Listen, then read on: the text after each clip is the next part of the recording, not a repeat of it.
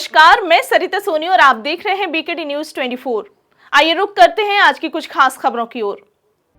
कुरैश समाज के तत्वावधान में ईद मिलन समारोह का भव्य आयोजन किया गया। कार्यक्रम में प्रदेश भर से आए कलाकारों द्वारा मुशायरे का आयोजन किया गया। कार्यक्रम में हिंदू मुस्लिम कौमी एकता का संदेश दिया गया। कार्यक्रम में मुख्य अतिथि के रूप में संघर्ष सेवा समिति के संस्थापक डॉक्टर संदीप सरावगी, पूर्व केंद्रीय मंत्री प्रदीप जैनादित्य, व्यापारी नेता संजय पटवारी, रोशनी यादव, एडवोकेट जुगल किशोर कुशवाहा, वेद वट्टा उपस्थित रहे। अतिथियों के आगमन पर आयोजक मंडल द्वारा माला, पगड़ी व शॉल पहनाकर उनका स्वागत किया गया एवं कार्यक्रम की अध्यक्षता चौधरी ताज मिस्त्री, हाजी चौधरी नफीस, सल्लू चौधरी, हारून चौधरी ने भी एवं मुख्य आयोजक के रूप में चौधरी जमाल एवं उमर चौधरी उपस्थित रहे। कार्यक्रम में आए हुए सभी अतिथियों ने हिंदू मुस्लिम एकता पर अपने अपने विचार व्यक्त किए। डॉक्टर संदीप ने कहा, हमारे देश में सभी धर्मों का समान रूप से आदर किया जाता है और सभी एक दूसरे धर्म के त्योहार मिलजुल कर मनाते हैं। हमें लोगों की षड्यंत्रकारी बातों में नहीं आना चाहिए। हम मिलजुल कर देश के विकास में जितना सहयोग कर सकते हैं उतना ही चाहिए। उतना ही आपसी कलह से नुकसान होता है। हमारे धार्मिक और वैचारिक मतभेद कितने भी अलग हों, लेकिन जब देश को आवश्यकता पड़ती है तो सभी एकजुट होने के लिए तत्पर रहते हैं। आइए देखते हैं सरिता सोनी की रिपोर्ट।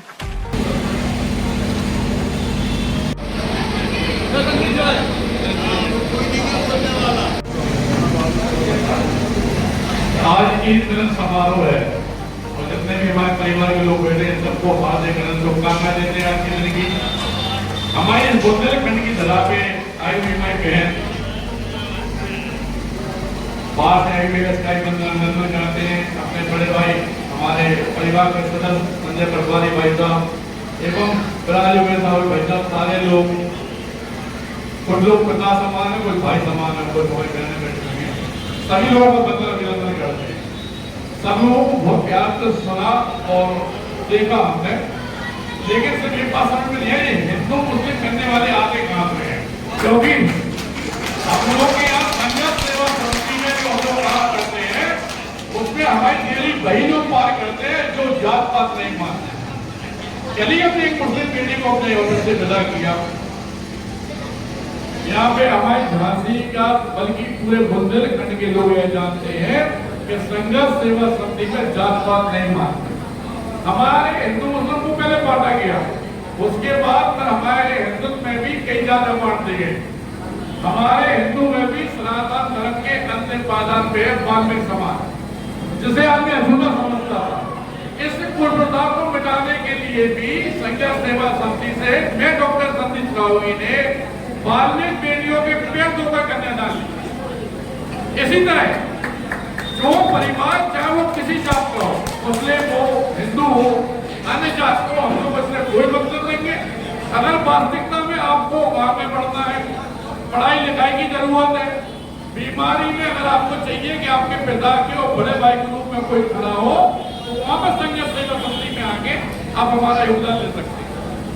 लेकिन अगर वास्तविकता में किसी परिवार में माँ बाप नहीं है, गरीब परिवार है, बेटी नहीं है, कोई बेटा अगर वास्तव में पढ़ना चाहता हो और उसी तरह की कोई दिक्कत हो, तो सारी दिक्कत मिटाने का संकल्प लेकर हम लोग काम कर रहे हैं संघर्ष सेवा समिति।